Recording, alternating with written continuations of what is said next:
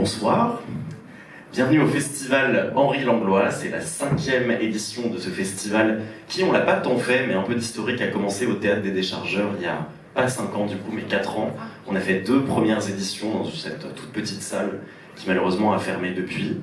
Et on est arrivé au Christine pour la 3e édition, ce qui nous a permis d'avoir plus de jours de programmation, mais aussi de lancer ce qu'on n'avait jamais fait avant, c'est-à-dire d'avoir des invités d'honneur autour de notre thématique. En 2023, c'était le cinéaste John Smith, dont on présente cette année un film dans la sélection au court-métrage. C'était autour de la thématique « Écouter le cinéma ». L'année dernière, pour les personnes qui étaient là, c'était autour de la documentariste Dominique Cabrera et de la répétition au cinéma. Cette année, nous travaillons la thématique « Cachée ». Et qui d'autre pour cette thématique que le cinéaste Antoine Barraud. Moi, je vais vous laisser avec ma collègue Romane Audon de la programmation pour vous dire un très court mot sur le film et introduire nos 2 invités du soir. Et... Donc déjà, merci d'être là ce soir. On va ouvrir le cycle Antoine Barraud avec son 2e long métrage qui est donc Le Dos Rouge. Je suis peut-être un peu émue ce soir parce que moi c'est un film qui me poursuit depuis bientôt 8 ans. Quand je l'avais découvert, ça avait été un vrai choc. Pour tout vous dire, je l'ai vu 2 fois le même jour.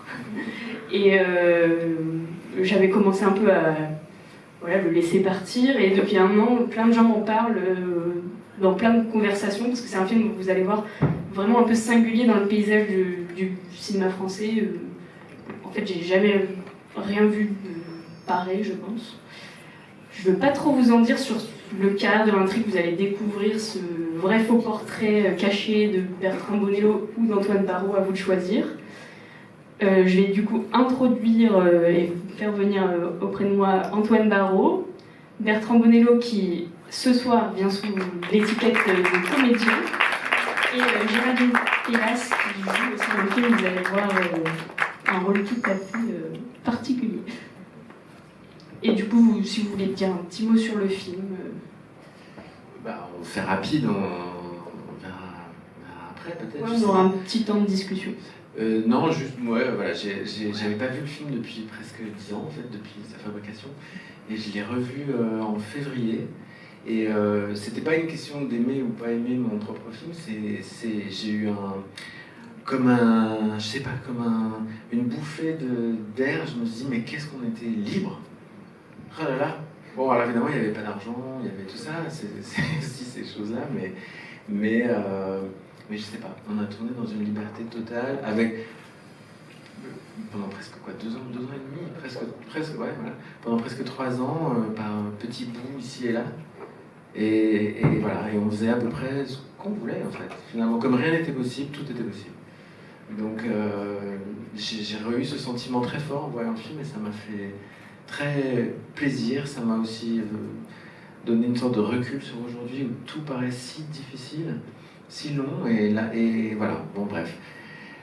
Et donc plaisir immense à l'époque et encore maintenant d'être avec Bertrand, Géraldine, Martha aussi qui joue dans le film, et c'était un grand bonheur aussi de rencontre et de liberté avec eux et elles. Voilà, merci. Bon, il faut dire un petit truc.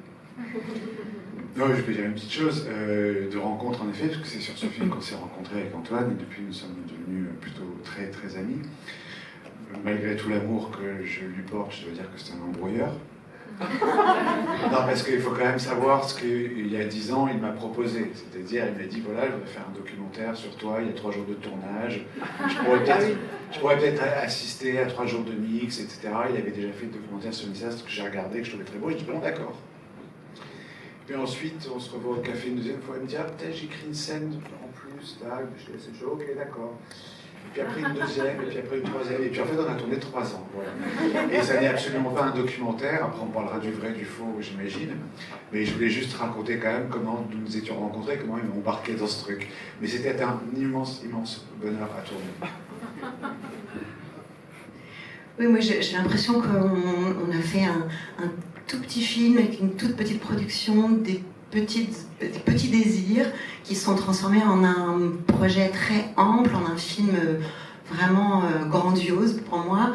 Et effectivement, la rencontre avec Antoine, c'est surtout un tête-à-tête d'une volubilité comme j'ai rarement eu l'occasion de les vivre avec un cinéaste, et qui donne envie de le suivre, quels que soient les moyens, quels que soient les lieux, quelle que soit la neige qui nous empêche de prendre des trains, et voilà, et des quiz dans le train. Enfin, pour moi, le film est une sorte de mélange vraiment merveilleux, comme en fait, moi, comme actrice, j'ai envie d'en vivre plus souvent, c'est-à-dire un peu débarrassé des injonctions, du poids, de la lourdeur de la fabrication. On a vécu les choses très très légèrement pour avoir, in fine, un film qui est qu'on a envie de retrouver avec Bertrand comme ça tout au long de notre vie. Je savais même plus quand on l'avait tourné tellement c'était fou. Et voilà, et aujourd'hui je suis heureuse de le présenter à tous ceux qui ont bien voulu venir ce soir, y compris à quelques personnes très chères.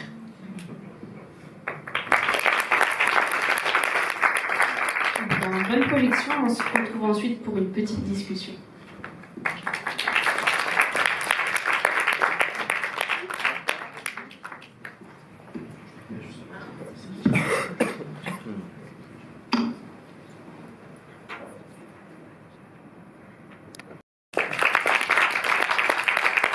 Bertrand Bonneau et Antoine Barraud sont de retour pour la petite discussion. Donc j'espère que ça va bien. Après ces 2 heures et quelques en compagnie du Dos Rouge, peut-être que je vais quand même rebondir sur ce que vous avez dit pendant la présentation pour commencer cette discussion. Ouais, Géraldine, super. Et revenir sur votre rencontre, parce que de ce que je sais, ça a quand même une importance dans aussi la construction du film et tout ça. Donc peut-être si vous pouviez revenir sur la manière dont vous êtes rencontrés donc, autour d'un certain film, et après comment cette idée de portrait, parce qu'en fait Antoine, tu réalisais à l'époque pas mal de portraits de cinéastes, on peut dire, et comment ça a dérivé sur cette fiction très vertigineuse en fait. Voilà. Non, moi j'ai expliqué au début, voilà, l'embrouille. Mais je voulais revenir sur de la guerre, du coup peut-être. En fait, oui. Alors il y avait, à l'époque, j'avais fait quelques portraits de cinéastes, Kenneth Anger, Koji Wakamatsu, Koei Oguri, donc soit de l'expérimental, soit des cinéastes japonais un peu perchés que personne ne connaissait. Et j'avais un peu envie de faire un portrait de Bertrand. Et j'habitais Bruxelles à l'époque, et puis j'avais acheté Art Press, et sur la couverture, il y avait une photo de la guerre avec Guillaume Depardieu et la tête d'Anne. Et je ne sais pas pourquoi, c'est comme si la tête d'Anne s'est imprimée, alors qu'il l'avait devant lui, elle s'est comme imprimée sur son dos. Et j'ai vu un truc, et j'ai dit le dos. Je sais pas pourquoi. Et à ce moment-là, j'avais proposé à Bertrand de venir voir mes portraits de cinéastes à la Cinémathèque, ce qu'il a fait, il est venu, ça lui a plu, et du coup, on s'est parlé, et puis après, donc, embrouille, voilà. Et en fait, au départ, c'était juste l'idée... Parce qu'en fait, dans mon film sur Kenneth Anger, à un moment, on était en Italie quand on a fait le film avec lui, et à un moment, on était dans une villa très belle, et il y avait une reproduction d'un tableau de Mantegna, et Kenneth Anger s'est mis à parler du tableau. Et je me suis dit, un cinéaste qui parle de peinture, c'est quand même assez merveilleux, en fait, quoi. Et du coup, j'ai eu envie que Bertrand soit confronté à la peinture. Et puis après, il y a eu cette idée, voilà, de la monstruosité, et puis qui est quand même assez présente, parce que même mon premier court-métrage s'appelle Monstre, puis Monstre 2, l'aube des monstres, etc. Donc il y avait comme une petite thématique. Et voilà, et puis après, ce truc est, je sais pas, j'ai commencé à écrire des scènes, et puis après, j'ai eu cette envie folle de demander à tous les acteurs et actrices que j'aimais de venir jouer avec nous. Ils ont eu la folie de me dire oui. Ce qu'on peut préciser, c'est que tu es aussi producteur avec House on Fire, on l'a vu au générique. Donc peut-être ça a aussi une part dans l'écriture du film, le fait que tu sois aussi déjà présent dans la production, cette espèce de liberté en fait. J'étais pas déjà présent en fait, c'est juste que personne ne voulait produire ça, enfin je veux dire... Parce que ma question ça aurait été comment est-ce qu'on produit... non, je me souviens très bien appeler Thomas Sansino à l'avance sur recette au CNC, qui m'a dit non mais mon pauvre ami, non mais allô quoi. Enfin, jamais de la vie, il m'a dit mais gagne 1 an et demi et fais ton film. Enfin, il savait même à l'époque, Bertrand, t'avais même pas fait la Polonie, je crois, c'est ça? Ou t'étais en train de le faire, je sais plus. Oui, je suis en train de le faire. Donc il savait à peine qui était Bertrand, t'imagines? Puis il me disait non mais la peinture, enfin, j'en fous quoi. Et je disais ah oui d'accord. Mais avant sur cette audace, tout ça, non? D'accord. Est-ce que ce serait pas par hasard fait pour ce genre de film? Mais visiblement non. Donc je me suis dit bon bah il va falloir faire autrement. Et puis à l'époque il y avait ce Christophe Audiard qui je crois aujourd'hui absolument, on en parlait tout à l'heure, qui est absolument détesté de toute la profession maintenant parce qu'il répond à personne pour les courts-métrages et tout le monde souffre. Mais à l'époque il était génial et complètement dingue. Et donc je lui dis ah oui je vais faire un truc sur la peinture, ça. Et il me dit oh ben d'accord. Et donc il m'a donné de l'argent de court-métrage en fait, de France 2. Donc le film entier, je crois, coûte, il me semble que c'est 119 000 euros, 120 000 euros, 128 000 euros, je crois. 35 jours de tournage, 1 an de montage. Des musées, enfin, je sais pas trop sur les œuvres, ouais. Ça doit... Oui, il y avait des œuvres dont on devait payer les même. droits. Il y avait des musées dans lesquels on devait payer le droit de tourner. Après, c'était rigolo. Par exemple, au Louvre, on avait dit que le Louvre, c'est 30 000 euros la journée, je crois, pour tourner. Mais pour tourner une interview, je sais plus comment c'était formulé.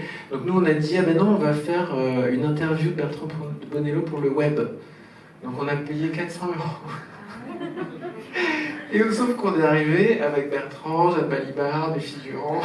Ils nous ont dit, bah, votre interview pour le web, elle est musclée quand même. Et donc on a dit, ouais. Bah, c'est sûr, ouais.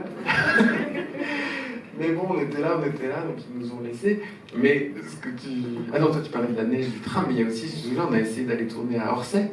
On s'est levé à 8h du mat, et là par contre ça n'a pas marché. On est resté devant. On devait tourner devant un magnifique Bonnard. On y va aller 2 fois. Non, je sais plus. En tout cas, au moins une fois, où on s'est cassé le nez.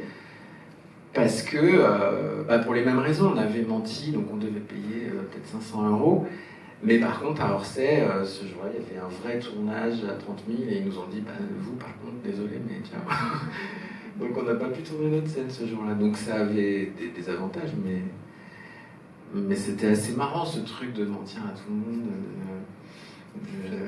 Ouais, c'était drôle. Je crois que tout le monde était un peu... Dans le train, on n'avait pas le droit de tourner, et puis on a tourné cette scène que moi j'adore quand tu mets la main sur la joue de Bertrand, c'est magnifique. Et on a tourné complètement comme dans le train qu'on prenait pour aller en Belgique, en fait, pour tourner les scènes au musée d'Ostende. Et donc, voilà. Et il y a un tableau que je voulais absolument dans le film qui s'appelle Portrait de Cyriaco, qui est cet enfant noir, albinos partiellement en tout cas. Et j'avais vu que ce tableau appartenait à la collection du musée de la médecine, qui est là, rue de l'école de médecine.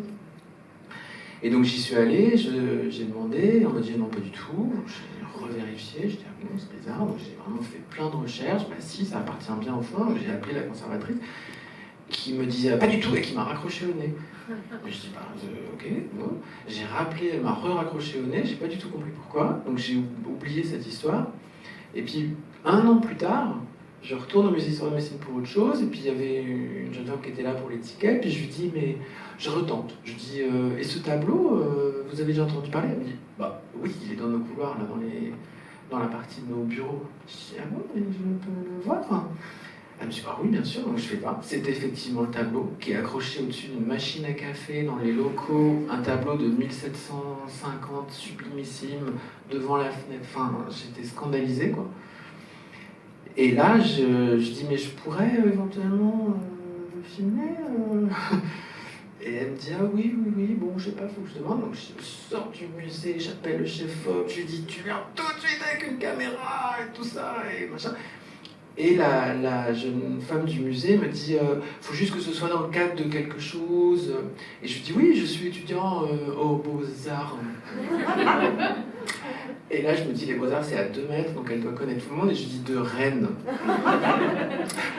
Et elle me dit ok super. Et donc Antoine le chef-op arrive, on filme le tableau.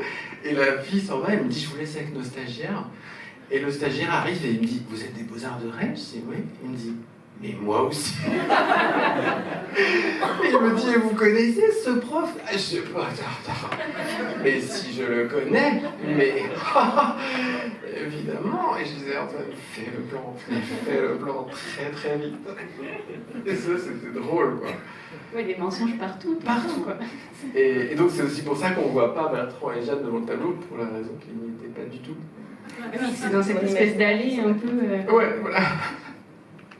Donc c'est juste un contre-champ de... Donc c'est très caché. C'est très caché. Ouais, ça marche bien. Et peut-être pour rebondir sur l'idée un peu cette espèce de vertige qu'on a en se disant ça ressemble quand même fortement à la vie de Bertrand Bonello, et en même temps, vu que t'es cinéaste, ça ressemble peut-être aussi... Enfin, voilà, le monstre, ça revient déjà dans le monstre, dans les gouffres, enfin, il y a vraiment toute cette récurrence du monstre aussi, chez toi et chez Bertrand. À quel moment il y a peut-être une imbrication aussi de vos deux écritures, enfin, à quel moment Bertrand intervient, notamment du coup deux points, évidemment il y a ta musique, puisque tu es aussi avant tout musicien, et avec ces films fantômes, je sais que vous parlez tous les deux de films fantômes par rapport aux séquences qui sont présentées de films de ce cinéaste. Donc est-ce que vous pouvez un peu développer soit Bertrand Non, mais en sur fait, ces idées-là c'est un film qui a eu un début mais qui n'avait pas de fin en fait. C'est pas comme si on était passé du documentaire de 3 jours à ce scénario-là. Les choses s'ajoutaient petit à petit, on tournait quand on pouvait. Comme j'ai beaucoup de partenaires merveilleux, c'était quand ils pouvaient, quand moi je pouvais, parce que je travaillais aussi par ailleurs. Et il n'y a pas eu à un moment un scénario. C'était des choses qui s'ajoutaient. Et le film aurait pu se tourner pendant 8-9 ans. Enfin, c'était, donc il avait un début et on n'en voyait pas la fin. Personnellement, moi j'aurais aimé ne pas voir la fin. Non, parce que j'ai pris énormément de plaisir à être sur le plateau. Et à un moment, bon, on me dit voilà, le film est terminé, au moment de me regarder, ne me plaît pas beaucoup. Donc, mais c'était ce chemin qui n'avait pas vraiment donc personne ne connaissait le but. Puisqu'Antoine, tout d'un coup, on tournait une scène et ça lui donnait une idée d'une autre scène. Et puis on tournait cette autre scène. Et puis il y avait ce côté-là comme ça qui n'existe pas en fait. Personne ne fait ça. En fait, c'est-à-dire on a toujours un script plus ou moins écrit, etc. Mais il y a toujours un début, un milieu, une fin. Là, il n'y avait pas ça. C'était un autre chemin. Et parfois, il y avait des interruptions de tournage de 3-4 mois parce que tout le monde était occupé. Et puis un coup de fil. Tiens, en fait, je peux avoir ce musée-là. Géraldine, elle est à Paris. On peut faire ça. Et on tournait 3 jours d'affilée. Puis après, plus pendant. Donc ça je n'ai jamais vu ça. Donc c'était très compliqué de savoir ce que serait le projet. Puisqu'en fait, le projet lui-même ne savait pas ce que serait le projet. Mais c'est toute la beauté, moi, je trouve, de cette entreprise. Hein. C'est-à-dire que le projet ne savait pas ce qu'il serait. Et puis, dans la tête d'Antoine, qui avait évidemment tous les rushs et qui montait entre-temps, j'imagine que les choses se dessinaient. Mais pour moi, et je pense que je peux dire la même chose pour Géraldine, on ne savait pas trop, quoi. Enfin, ça arrivait un peu de temps en temps. Un coup de fil, comme ça. Donc... Mais je pensais que tu savais plus, toi. Ah non, pas du tout. Non, vraiment pas. Donc, comment les choses se sont imbriquées? Oui, à un moment, il y a eu... Alors, le tout départ, c'était vraiment... un petit film sur le travail, sur mon travail, sur un film que je faisais, c'était, je pense, La Colonide. Et puis après, il y a eu l'idée de garder mon prénom, de garder plein de choses réelles, etc. Mais... Qui était déjà dans ton film de la guerre, où il y avait Bertrand qui faisait un film avec les mêmes acteurs que tes acteurs... Tout d'un coup, les films que j'aurais fait, c'était en fait les films que moi, Bertrand Bonello, je n'ai pas fait. Donc il y avait cette espèce de petit vertige que moi je trouvais assez intéressant. Enfin, et voilà, ça s'est construit. Mais puisqu'on parle de peinture, enfin, c'est vraiment de l'impressionnisme. En fait. C'est comme des petites touches comme ça, puis tout d'un moment on fait 3 mètres en arrière, on se dit bon, en fait, ces touches-là, maintenant, elles font un film.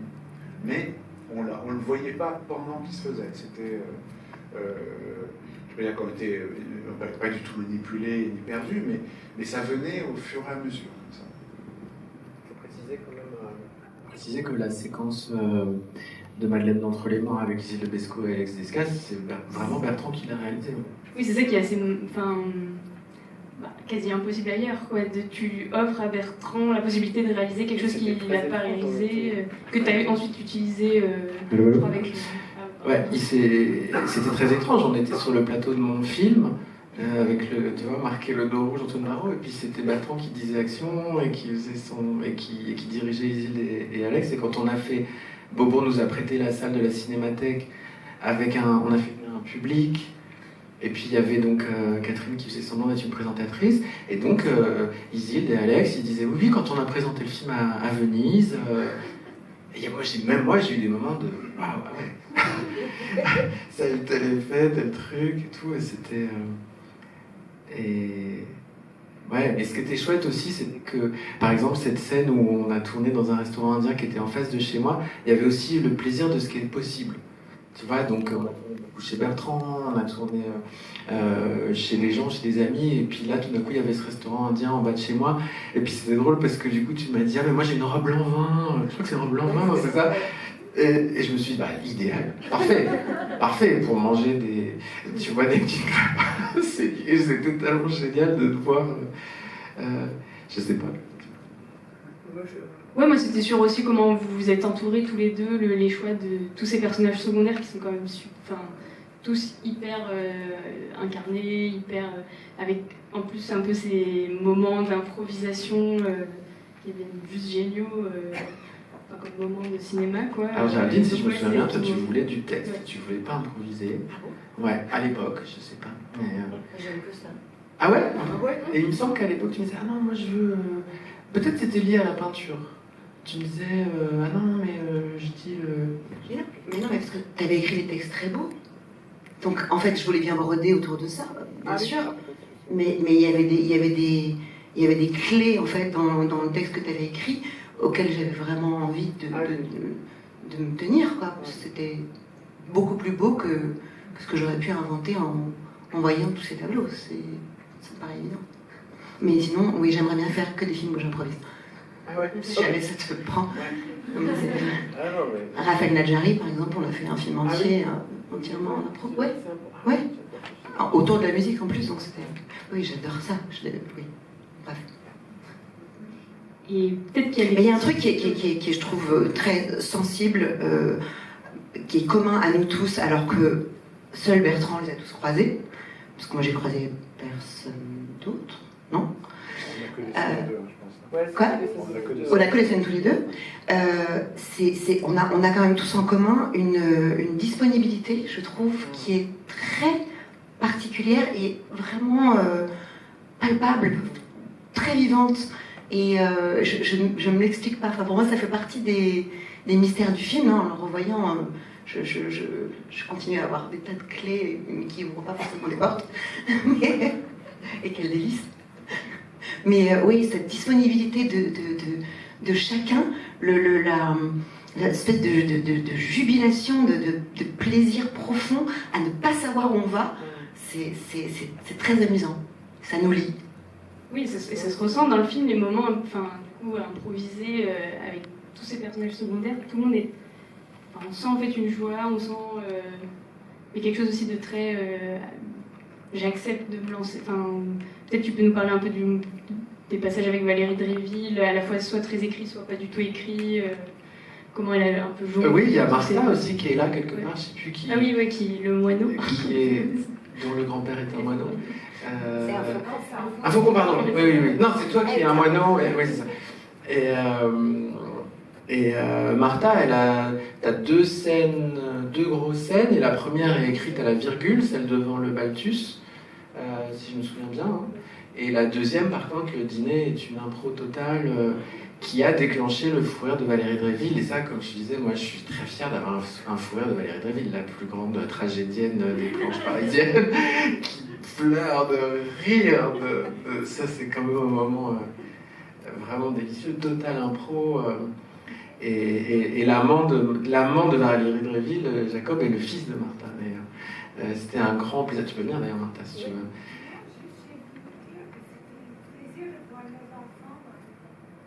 Eh bah oui.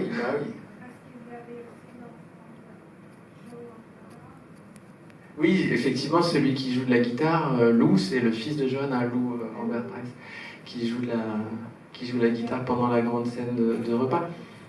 Mais c'est vrai que cette scène de repas, alors c'est vrai que toi tu n'y étais pas celle-là, et elle était vraiment très drôle parce que il n'y avait aucun argent pour le décor, donc on était chez le producteur à la Goutte d'Or, on a juste mis des draps noirs en disant bon bah il n'y aura pas de fond, des bougies pour qu'on voit le premier plan et pas de fond. Et je crois que ce soir-là, à peu près tout le monde jouait au théâtre. Nicolas, Valérie Dréville, Pascal Grégory. Et donc, au fur et à mesure de la prise, tout le monde partait. Valérie qui disait, non là je suis sur scène dans 20 minutes, là vraiment je me dis, ah, j'avais plus cet angle-là. Ok, bon bah je fais Pascal qui me disait, ok. Ah, donc j'ai plus cet angle-là non plus. Ok, donc, et plus ça allait, plus ce repas était Bertrand quasiment tout seul avec Nathalie. Parce que moi je fais pas de théâtre, donc. Voilà. Et ça c'était assez drôle à... Moi, j'ai pensé ce soir, je n'y avais pas pensé à l'époque, mais j'ai pensé au dîner dans À nos amours de Piala, où il y a à peu près le même état de sidération chez les gens, les acteurs qui sont dans la pièce, quand Piala débarque alors que personne ne sait qu'il arrive, et que évidemment des situations diverses vont se produire. Et j'ai pensé à ça, je n'avais pas pensé à la première fois. Oui, parce qu'en plus, oui, la vie copiait le... Parce que tout le monde attend Barbe. Et ce soir-là, Johanna était malade à crever, on ne savait vraiment pas si elle allait arriver. Et puis elle est finalement arrivée très tard, et on lui a mis cette barbe, et on s'est dit, ah oui, là, il se passe... Et tout d'un coup, parce que tout était... Le drap noir recouvrait tout l'appart, sauf, je crois, la bibliothèque qu'on doit avoir, entre ça, dont les fenêtres, et tout d'un coup, on a fini de tourner, et il y avait 2 mètres de neige dehors. Ouais, c'est une neige. Et ça, c'était incroyable, et du coup, on a filmé la neige, et la monteuse... Voilà, et la monteuse qui est celle qui joue la présentatrice de la Cinémathèque, Catherine, a eu cette idée de superposer, je crois, le plan de Martha avec la neige, et j'ai trouvé ça magnifique. Et là, on tombe dans un rêve presque. Total. Entre Johanna, Parce sa qu'elle a barbe... filmé en Ouais, plus. ouais. Il y a toutes les surexpositions, surimpressions. Ouais. Et on est au cinéma. T'avais fait une soupe quand c'était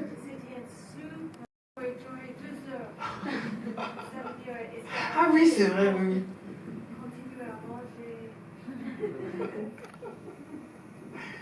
Ce qui était très joyeux dans le fait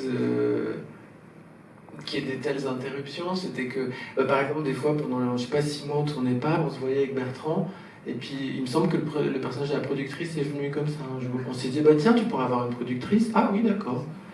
Ah mais alors, si il y a une productrice, il faudrait qu'elle soit que sympa. Ah oui. Et du coup, c'est une productrice qui n'existe pas. Oui, Elle dit oui à tout, elle est hyper sympa. elle est hyper impliquée. Elle Hyper comprend pas impliquée tout alors ce qui qu'elle se passe. comprend rien. Et ça, c'était un truc chouette. Et puis c'est vrai que moi, ça me fait rire la scène où tu es au musée Bourdelle. Je crois que tu revenais de vacances, on était super bronzés. J'ai 3 kilos de plus. Ah ça je sais pas, on voit pas, mais t'es super bronzé, je trouve ça hyper drôle, il y a des espèces de sautes comme ça parce que bah oui, Et le fort accord coiffure chez moi. Chez toi il y a des forts accords coiffure mais toujours irrésistibles. Mais Les cheveux sont un enjeu dans ce film. Ah bah oui. En même temps, sur le personnage de Célia, c'est De toute pas façon. grave. Ah non, parce qu'il y a- mais on est d'accord. Mais il y a eu un moment quand même où quand on allait tourner au Louvre, Jeanne sortait enfin il s'était passé plein de mois et tout, et donc elle arrive avec les cheveux beaucoup plus longs, et je lui dis, bah, je sais pas comment on va faire, peut-être on pourrait te mettre un foulard, et elle a pété un câble, Jeanne.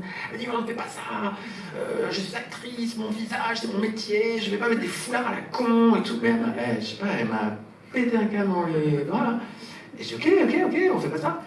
Et du coup, je me dis, ok, bah du coup, comment je m'en sors? Parce que, en plus, là, c'est pas des scènes où il est censé se passer du temps entre les deux. Donc, du coup, j'ai écrit cette scène où je me suis dit, bah, vu que c'est visible, let's go, quoi. Et elle le dit. Ce que j'adore, c'est qu'il y a quand même quelques bizarreries dans ce film, pardon, et tu t'attaches uniquement au fait que Jeanne Balibar a eu les cheveux qui avaient 2 cm de plus dans une séquence. Ouais. Non, mais c'était juste pour dire qu'il y avait un truc marrant à... Enfin, j'aurais jamais écrit une scène où elle dit c'est des extensions. Parce que c'est tellement génial. Et à la fois, elle m'a engueulé comme du poison pourri, et à la fois, elle le dit absolument C'est génialement. des extensions. Non, je sais pas. Ça, c'était En même temps, au début, très on marrant. sait hyper kafkaïen, je sais pas. Enfin, toutes les situations, même quand il va chez le médecin, enfin, voir Barbet Schroeder et qu'il dit ah, la tâche qui grandit, tout le monde s'en fout. Et voilà, Et Barbet Schroeder, qui est mon absolu. Ouais. Incroyable. Il jouait comme une patate et il se souvenait de rien. Et il y avait des post-it, il y avait des post-it partout sur la lampe, dans son tiroir. Quand il se levait, il y en avait un là, puis là, il y en avait un là, et puis il se souvenait de rien. Il disait non, je vais me rappeler du texte. Alors il lançait son iPhone et j'entendais qu'il avait répété le texte toute la nuit avec du logier. Et j'entendais la voix de logier qui et j'étais oh, c'est trop beau. Mais ça n'avait pas aidé. Il est quand même parfait. Ah non, mais je l'adore. Je sais pas s'il y a des questions peut-être dans la salle.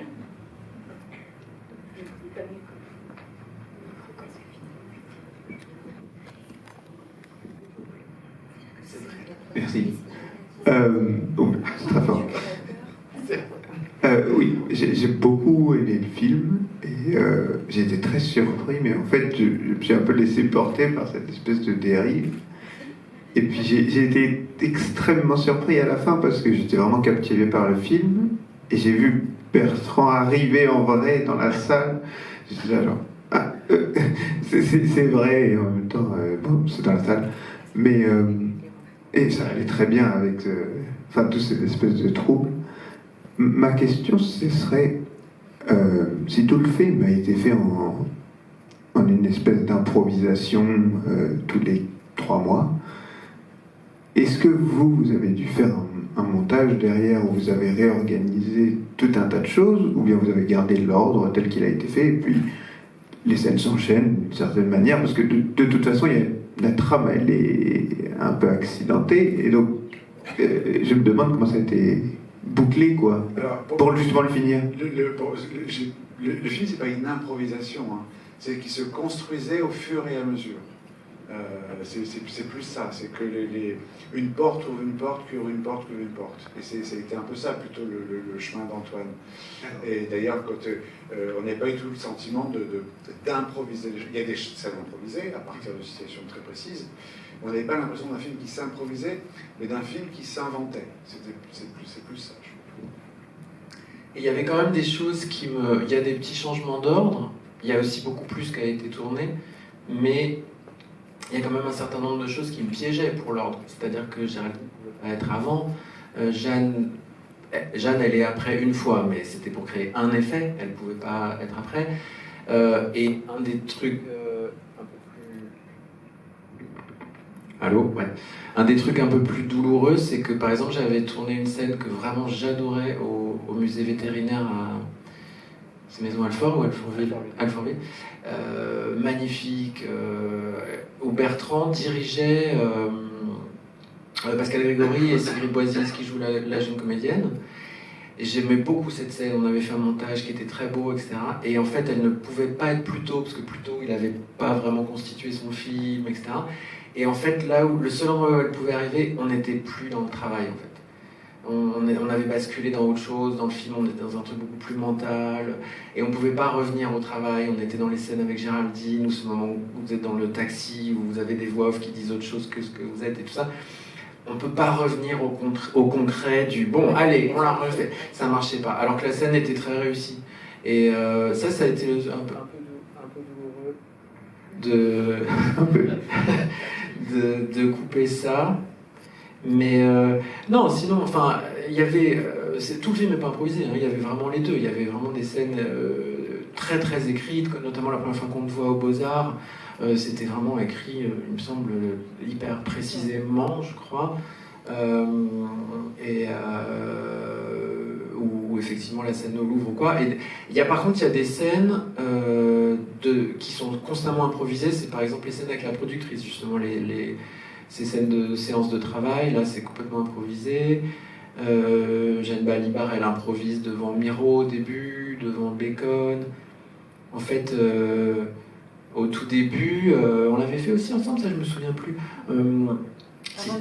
Alors, de se voir pour parler d'étoiles précisément, on l'avait fait, c'est ça. Donc moi je faisais des espèces de fiches un peu Wikipédia du tableau. Je disais, ah, voilà, là, ça c'est grosso merdo l'historique du tableau. Moi, ce que j'en pense, c'est ça. Et toi, qu'est-ce que t'en penses pour que je l'intègre? Et du coup, quand c'était des impros, je disais, bah, commence par là, passe par là et finis par ça. Et je faisais la même chose avec Bertrand, mais vous saviez pas l'un l'autre, hein, je crois, un truc comme ça. Mais sinon, oui, plein de choses étaient très écrites. Et tout à l'heure, on s'est rappelé que la première séquence tournée du film, c'est l'interview catastrophe de Nicolas Maury. Ouais, je crois que c'est la toute première scène, il me semble, hein, qu'on a tournée dans un café. Et Nicolas était pas du tout connu à l'époque. Et c'est une impro totale. Et j'étais fasciné. Je me disais, mais ce gars est incroyable. Enfin, quel phrasé, quelle musique, toi qui viens de... Je sais pas. Le choix des acteurs sur ce film, c'était vraiment un choix, je dirais, quasi que musical. C'était tous les acteurs et actrices du film, je pourrais les écouter, juste le grain de la voix toute la vie. Je trouve ça tellement... je sais pas. Mais des trucs tout bêtes, je me souviens, je bloquais sur Géraldine à la fin quand elle dit « Je vais demander si on peut le déplacer pour... » Je sais pas, ça le grain, tu vois, est un truc qui me fracasse complètement. Et qui... bon, bref, voilà. Merci. Est-ce qu'il y a d'autres questions du public? Bah, peut-être pour finir, une petite dernière question sur vos obsessions respectives du monstre et comment là ça se diffracte un peu en deux grands axes autour de la métamorphose qui aboutit quand même à quelque... Enfin, moi j'interprète quand même cette tache rouge comme aussi un moyen de relier Bertrand et sa compagne à la fin. Là en revoyant encore une fois, il y a vraiment cette fusion à la fin et du double, puisqu'en plus on a vraiment ce jeu mais pas du double, Bertrand qui est Bertrand, Célia qui est deux Célia et tout ça, les deux sœurs, il y a vraiment... Oui, en plus, ouais. Voilà, en fait, c'est vraiment... Le cinéaste et la productrice est la productrice idéale que seul le cinéaste pourrait créer comme un double parfait. Et Bertrand qui était déjà là dans de la guerre. Il y a vraiment tout ce cercle. En fait, c'est vraiment tellement vertigineux qu'on n'en arrêterait plus de tourner autour de tout. Le nom de Célia B, ça vient en fait de la muse de David Hockney, Célia Bertwell. Et comme je voulais pas qu'elle s'appelle Célia Bertwell, j'ai coupé en disant Célia B et puis B, quoi. Le binôme, enfin, j'ai pas du tout pensé. Quand est-ce que c'est venu ce dédoublement, par exemple? Alors ça, tout de suite, par contre. Vraiment tout de suite. Dès la première idée de fiction, ça a été ça. Je sais pas par contre d'où ça vient, mais c'était là tout de suite. Et c'est l'inverse de Vertigo. C'est l'inverse de Vertigo, oui c'est vrai. Oui c'est vrai. Donc,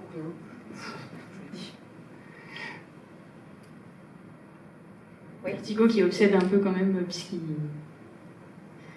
puisque Madeleine d'entre les morts, c'est quand même un peu... Ouais, tout à fait. Et puis c'est... Pardon, mais le Vertigo, je pense, ça obsède tous les cinéastes enfin, tous les cinéastes du monde à un moment sont obsédés à ce film. C'est un film qui sur une obsession, mais qui crée l'obsession. Ouais, et c'est... Moi j'adore Vertigo, mais c'est vrai que j'ai plus envie qu'elle meure, par exemple. Quand je vois le film, j'en ai marre qu'elle meure. Et on peut être double sans mourir, enfin, on peut vivre des choses folles sans mourir. J'en ai marre que la mort soit forcément... Ouais, j'en ai marre que les gens meurent, en fait. Tu vois, que ce soit la seule optique, dramaturgique... Tu vois, quand j'ai fait Madeleine Collins, tout le monde m'est tombé dessus sur Vertigo. Pour le coup, ça n'avait pas été spécialement une influence sur Madeleine Collins. C'était plutôt... J'étais plutôt sur Marnie ou quoi. Mais elle s'appelle Madeleine. Mais elle s'appelle Madeleine, en plus elle s'appelle Judith aussi. Enfin, alors là, l'inconscient turbine, j'ai même pas pensé quand j'ai choisi le prénom. Donc là, c'est clinique. Mais par contre, à chaque fois, je résistais un petit peu sur cette référence à Vertigo, dans le sens où quand même la grande différence dans Madeleine Collins, c'est qu'elle meurt pas, quoi. C'est que je la condamne pas du tout. Enfin, elle est qui elle veut, tu vois. C'était. Mais oui, ouais. La figure du double, oui, c'est sûr que c'est. Je trouve. Ouais. Moi, j'aime beaucoup ce moment où Bertrand est au téléphone avec toi dans le taxi et où j'aime que ça soit pas en face. J'aime que ce soit pas possible. Je trouve ça. J'aime bien ça. Et je pense qu'on va devoir s'arrêter parce qu'il commence à se faire tard. Mais en tout cas, merci beaucoup d'être venus tous les trois, enfin même tous les quatre, pour parler du film, parce que vraiment, en plus, Martha...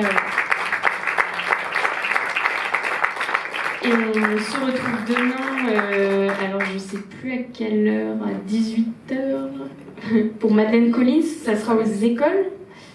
Et ensuite, si on veut voir aussi Les Gouffres, précédé d'un court-métrage, pardon, j'ai oublié le titre, j'ai très Son of a Gun. Son of a Gun, en 35 mm. Ça sera aussi aux écoles et suivi d'une masterclass.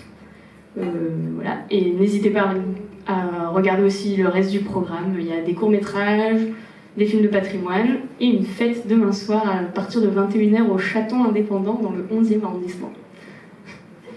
Merci beaucoup. Merci.